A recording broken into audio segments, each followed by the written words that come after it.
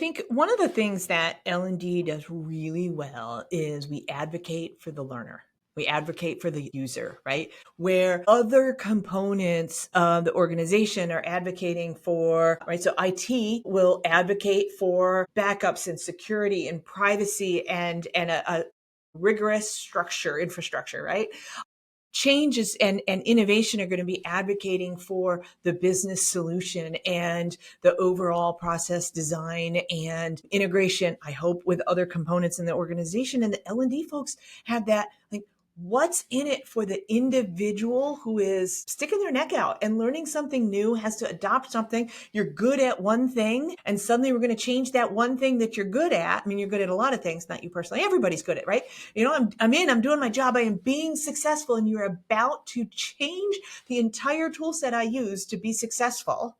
I am going to be less successful. That is hard for me. I need support. And that's what instructional designers, that's how we're wired.